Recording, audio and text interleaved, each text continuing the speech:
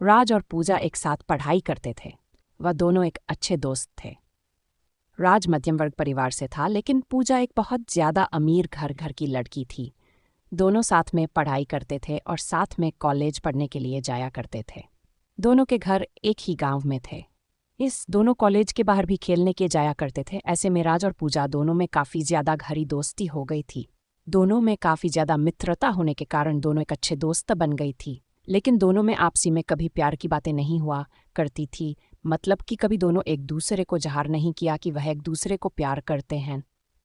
धीरे धीरे इनकी दोस्ती और गहरी बनती गई और इन दोनों को दोनों के साथ रहने की आदत हो चुकी थी और दोनों कभी भी अलग नहीं रह सके थे। धीरे धीरे राज को पूजा से बेइंतहा प्यार हो गया था, लेकिन पूजा को इस बारे में नहीं पता दे। पूजा हमेशा चाहते थे कि वह एक अमेरिका तथा विदेश में रहने वाले लड़के से शादी करेगा जो बहुत ज़्यादा अमीर होगा।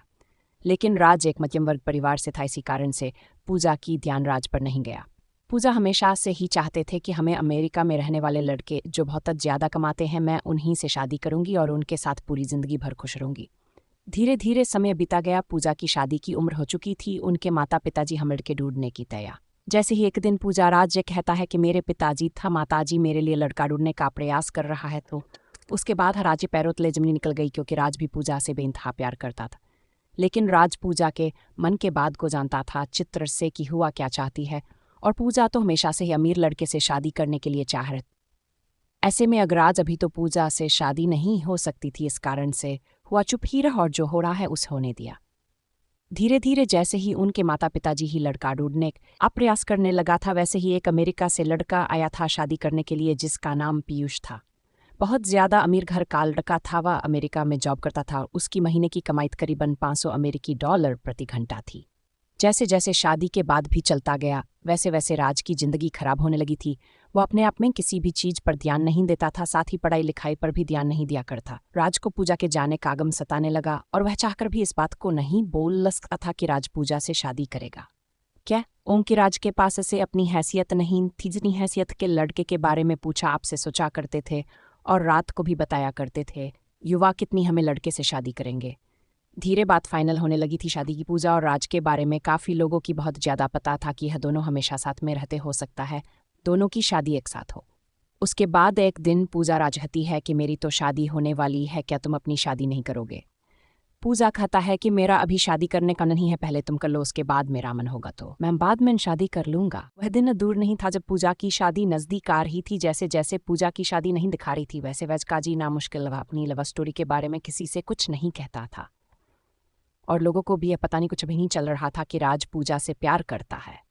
जैसे जैसे पूजा की शादी नज़दीक आ रही थी, वैसे वैसे राज की जिंदगी में बेचैनी नहीं हो बेदर्द जिंदगी शुरू होने वाली है हो रही थी। जैसा कि आप सभी लोग लाने वसलत ज़्यादा पसंद करते हैं, ठीक है, इस कहानी में भी है।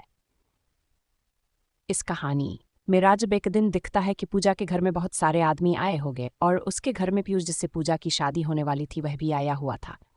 जितना देखते हैं राज सब कुछ समझ गया कि पूजा की शादी फिक्स होने वाली है, और राज मन ही मन अपनी औकात पर पछतावा कर रहा था कि अगर मेरे भी औकात होती है ज़्यादा पैसों की, ज़्यादा अमेरिकी, तुम्हें भी पूजा जैसा नहीं कर सकता था। जैसे ही पूजा की शादी फिक्स हो गई थी, उस दिन रात में रात भर नहीं सोया था। वह रात भर अपने बिस्तर में रो रो कर अपने प्यार को याद कर रहा था। राजा सोच रहा था, आखिर मैंने प्यार में किया तो ऐसा प्यार किया कि नहीं उसे बता सकता हूँ और ना ही उससे शादी कर सकता हूँ। इसके बाद राज फिर सुबह उठकर है और पूजा के घर चला जाता है, क्योंकि पूजा में उसके घर आई थी राज को बुलाने के लिए। दोनों की शादी में महज कुछ ही दिन बाकी थे। पूजा अपनी शादी को लेकर बहुत ज़्यादा खुशी में थी। इधर आज अपनी ज़िंदगी को लेकर लेने सपने दादा रात भर रोया करता था अपनी सैड लव स्टोरी को लेकर। दोस्तों, हमेशा से ही प्रेमी प्रेमिका के बीच में यही सब होता आया है। जब भी कोई किसी से सच्चा प्यार करता है, वह उसे बहुत ही मुश्किल से मिलता है और सच्चा प्यार की कहानी बहुत जल्दी अंत हो जाती है। अब तो पूजा की शादी होने ही वाली थी। राजेश की तैयारियों में बिजी था। पूजा राज को अपने साथ कभी मार्केट लेकर जाती है तो कभी कपड़े खरीदने के लिए कभी दर्जी के यहाँ। राज बेचारा पूजा की शादी को लेकर बहुत ज़्यादा तैयारियां कर रहा था। साथ ही है राज को मन ही मन बहुत ज़्यादा उदास भी रहा था कि उसकी ज़िंदगी में से पूजा जाने वाली है, लेकिन फिर भी वह किसी को भी नहीं हरा था और अपना काम सही और सही समय पर कर रहा था। अब तो वह दिन भी आ गया जो पूजा के सगाई हो रही थी। फिर भी उसके एक ही दिन बाद पूजा की शादी थी। सभी मेहमान लोग आ चुके थे। राज मेहमान की खातिरदारी कर रहा था तथा अब तो बाराती भी आने वाले थे। पूजा की ओर वह बढ़ाते की खतारी अथवा आसमान कर लिए तत्पर खड़े। आपको बता देगी, दिल में इतनी ज्यादा दर्द होने की वजह अपने अपिर की कहानी किसी को बताए बिना एक बार चुपचाप सबको जान कर रहा था। अब तो पूजा की शादी हो गई थी। पीयूष के साथ घूमने फिर लिए था, हनीमून मनाने के लिए कहीं दूर जाने वाला था। राज मन ही मन उदास हो रहा था। उन्होंने पूजा को लेकर खो गई चिंता ही छोड़ देते, क्योंकि अब तो पूजा की शादी भी हो गई थी। अब तो कुछ नहीं होने वाला था। पीयूष और पूजा दोनों साथ में घूमने के लिए चले जाते हैं। दोनों साथ में जब घूमने जाते हैं, एक मॉल में शॉपिंग करने के लिए जाती है पूजा और पीयूष दोनों। जैसे ही मॉल में शॉपिंग करने लिए अंदर जाती है तो पीयूष को किसी प्रकार का काम लग जाता है। वह कहता है कि तुम गाड़ी ले लेकर अपने घर चले जाओ, मैं काम कर कर घर वापस आ जाऊंगा। जैसे ही गाड़ी लेकर पूजा घर आ रही थी तो गाड़ी में ही फिर उसका मोबाइल छोड़ गया था। उसके मोबाइल में एक लड़की का फोन आ रहा था जिसका फोटो भी उसके कॉलर आईडी पर लगा हुआ था। वह लड़की टोनहीन ज्यादा सेक्सी थी, नम फोटो लगा हुआ था। यह देखकर पूजा को गुस्सा आ गया। उन्होंने सोचा कि यह कौन लड़की है जो मेरे पति को फोन करती है। पूजा गुस्सा से फोन उठाती है। वैसे ही फोन उठता है, उधर से आवाज आती है, मुझे छोड़कर कहीं चले गए हो या तुम्हें कोई दूसरी मिल गई है, अब तो तुम मुझे फोन भी नहीं के करते हो। यह देखकर पूजा को बहुत ज्यादा गुस्सा आ जाता है। हुआ फोन काट देता है। जैसे ही पूजा फोन करती है वह बहुत ज्यादा गुस्से में होती है। वह गाड़ी इधर उधर और बहुत ही स्पीड चलाने लगती है। गाड़ी स्पीड चलाने के क्रम में उसके सामने एक बहुत बड़ी गाड़ी आती है और पूजा गाड़ी को कंट्रोल नहीं कर पाती है और उस गाड़ी में जाकर टक्कर मार देती है। पूजा जैसे ही गाड़ी को टक्कर मार दी है वह बेहोश हो जाती है। अब तो पूछा कि बहुत ज्यादा हालत खराब हो गई थी। उसके दिमाग से बहुत ज्यादा खून निकल रहा, मतलब उसके सर में चोट लगी थी। जैसे ही ऐसी जानकारी पूजा के घर वाले थराज को मिलती है, वह तुरंत ही दौड़े दौड़े शहर जाकर अपनी पूजा को डाक हॉस्पिटल लेकर आता है। हॉस्पिटल ले जाने के क्रम में पूजा की हालत बहुत ज्यादा खराब हो जाती है, जिस कारण से उसे बहुत ज्यादा मात्रा में उसके सर से खून भी निकल रहा था। यह देखकर राज को बहुत ज्यादा फिक्र होने लगी थी, लेकिन फिर भी वह पूजा को संभाल कर हॉस्पिटल लेकर गया। हॉस्पिटल लेकर जाने के बाद डॉक्टर ने चेक करता है और कहता है कि इसके दिमाग में चोट आई है। पूजा की दिमागी हालत सही नहीं हो भी सकता है। यह पूजा को अब कुछ याद भी ना आए और याद आने में कितना दिन लग जाए यह कभी नहीं सकते हैं। उस समय तक अब तो पीयूष हॉस्पिटल आ चुका था। डॉक्टर की यह बातें सुनकर पीयूष कहता है कि अगर इसे याददाश्त रहेगी तो मैं इससे नहीं रखूंगा। अगर इसकी स्वास्थ्य सही नहीं रहेगी तो ये मेरा कौन सा काम आएगी। इससे बेहतर होगा कि मैं दूसरा शादी कर लूंगा, अपना बेटे को देख लीजिए। यह बात पीयूष खाता है पूजा के माता पिता से, लेकिन माता पिता भी इन सभी बातों को नहीं बोलना चाहते, नहीं सुनन चाहते थे। क्यों कि उसके बेटे की तबीयत बहुत ज्यादा खराब थी। वह जल्द से जल्द चाहते कि उसकी बेटी पूजा पहले सही हो जाए, उसके बाद जो होगा देखा जाएगा। इतना खते पीयूष कहाँ से चला जाता है और कहता है अगर इसकी तबीयत और इसकी दिमागी हालत पूरी तरह से सही हो जाए तो मुझे पता है ना। और साथ में पीयूष यह भी कहता है कि अंग्रेज की दिमागी हालत सही नहीं हो रही होगी तो मुझे मत बताना, मैं दूसरा दोबारा शादी कर लूंगा। यह सब सुनकर पूजा मन रही थी, लेकिन राज उसे दिलासा दिलाया था कि सब कुछ सही हो जाएगा, तुम बस सही हो जाओ। अब तो पूजा को छोड़कर पिक्स अभी चला गया था, लेकिन उसकी देखरेख करने के लिए राज वहां मौजूद था। दिन और रात एक अपनी मेहनत से बहुत सेवा कर रहा था। और फिर इतना भी काम लगातार मेडिकल दवाई जानाना या कोई भी काम तो राज किया करना था। सुबह बहुत ज्यादा मात्रा में हनी के समानदाता फल पूजा को लाकर दिया करता था, जिसके कारण सुलझा को इस पर ज्यादा प्यार आने लगा था। थोड़ा सा भी दूर नजर से होता था राज तो पूजा को तुरंत ही राज की चिंता होने लगती थी। लेकिन उसे घर वाले पूजा को कहते हैं कि अब तुम हमेशा राज क्यों करते रहती हो, राज तुम्हारा कौन लगता है। राज थोड़ा सा भी सोनिया कोई काम से अपने घर आता था तो पूजा हमेशा राज को आवाज देने का प्रयास करता रहता था। पूजा को जब अभी किसी चीज की जरूरत पड़ती थी तो वह हमेशा से ही राज से मांगा तो करती थी। एक दिन जब पूजा अपने माता पिता से कहती है कि राज कहाँ है, बोला हमें उसे बात करनी है, तो पूजा के माता पिता कहता है कि राज की शादी होने वाली है, राज भी लड़की देखने के लिए बाहर गया हुआ है। इतना सुनते ही पूजा के दिल में घबराहट होने लगती है और वह कहता है कि मेरा आज को लड़की की क्या जरूरत पड़ी है, आज तो बोल रहा था कि अभी वह शादी नहीं करेगा। फिर उसके माता पिता कहता है कि राज की भी शादी की उम्र हो गई है, उसके माता पिता है कि शादी करने के लिए, इसी कारण से राज अपनी लड़की देख लिए गांव से बाहर गया हुआ है।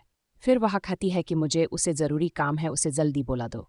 राज के माता पिता तथा राज दोनों तैयार हो रहे थे लड़की देखने जाने के लिए। तभी पूजा के माता पिता को फोन करके कहता है कि राज कहाँ है। राज के पिताजी कहते हैं कि राज अभी तैयार हो रहा है, उसके बाद हम लोग लड़की देखने के लिए जाएंगे। फिर उसके बाद पूजा के पिताजी कहते हैं कि पूजा राज को खोज रही है, शायद उसे कोई ज़रूरी काम होगा, इसीलिए राज को थोड़ा सांस में निकाल कर बोलना कि पूज से मिलने के लिए चाह रही है। और कुछ देर के लिए वह अस्पताल आ जाए, फिर उसके बाद यहाँ से लड़की देखने के लिए जा सकता है। फिर उसके बाद राजा अस्पताल आता है पूजा से मिलने के लिए। उसके बाद पूजा कहती है कि क्या तुम शादी करना चाहते हो मुझसे, क्योंकि पूजा एक दिन राज को अपने रूम में नृत्य हुए सुन लिया था और वह ही जान दे देगी राज मुझसे प्यार करता है। उसके बाद राज कहता है कि मैं तो हमेशा से तुमसे प्यार करता हूँ, करता और करता रहूंगा। ऐसे में मुझसे प्यार करती हो तो मुझसे शादी कर सकती हो, वरना मैं अपनी लड़की देखने के लिए मेरे पास था पिता के साथ लड़की देखने जा रहा हूँ। उसके बाद पूजा राज का हाथ पकड़ लेती है और कहती है कि मैं तुम्हारे साथ जीना मरना चाहती हूँ। मैं भी तुमसे बहुत पहले से ही प्यार करती थी, लेकिन मैं अपने प्यार को समझ नहीं पा रही थी। मुझे इतना अमीर लड़का का चाहिए तो शादी करने के लिए, लेकिन आप मेरा सोच भी। अब मैं तुमसे शादी करने के लिए तैयार हूँ। फिर कुछ दिन बाद पूजा पूरी तय हो जाती है और फिर अपने घर वापस 30 साल के बाद पूजा जी उसके माता पिता को बुलाता है और कहता है कि आपके बेटे ने कहा था कि वह पूजा से शादी नहीं करेगा, हम लोग आप सारा रिश्ता तोड़ने वाले हैं। उसके बाद पीयूष माफ़ी मांगता है और कहता है कि मैंने गलती से बोल दिया, तो मुझे लगा था कि अब पूजा सही नहीं होगी, लेकिन अब तो पूजा बिल्कुल सही हो गई है। मुझे ही पूजा को रखने में कोई आपत्ति नहीं है। लेकिन पीयूष की हकीकत जानने के बाद पूजा कहती है कि उसका चक्कर बाकी अन्य लड़कियों से भी चलता है, इस कारण से मैं फिर उसे शादी नहीं कर सकती हूँ। उसके बाद पीयूष बहुत ज़्यादा मिन्नतें करता है, लेकिन राज के माता पिता और पूजा के माता पिता नहीं मानते हैं। उसके बाद पूजा अपना रिश्ता सारा उसे तोड़ देती है और दोनों फैमिली के बीच पूरी रिश्ता खत्म हो जाता है। उसके बाद पूजा हो रहा है कि शादी बड़े ही धूमधाम से सभी के आज्ञा के अनुसार होती है। शादी के दिन पूजा और हैराज बहुत ज़्यादा खुश थे। पूजा को क्या मालूम चल गया थी पैसा कुछ भी नहीं होता है अगर जिंदगी में प्यार नहीं है तो, क्योंकि पैसा तो कमाया जा सकता है, लेकिन एक अच्छा इंसान जो प्यार करने वाला होता है वह कभी नहीं मिल सकता है। पूजा को यह अच्छी तरह से मालूम हो गया था कि जिसके पास ज़्यादा पैसा रहता है वह ज़्यादा ही लड़कियों के चक्कर में रहता है, और जो बाहर प्रदेश में रहता है वह तो बहुत ज़्यादा लड़कियों के चक्कर में रहता है। इसी कारण से वह अपने पड़ोस में रहने वाले राज से शादी करने का फैसला किया था। अब तो शादी करके दोनों अपनी ज़िंदगी बहुत अच्छा था, बहुत मस्ती के साथ गुजरी थी।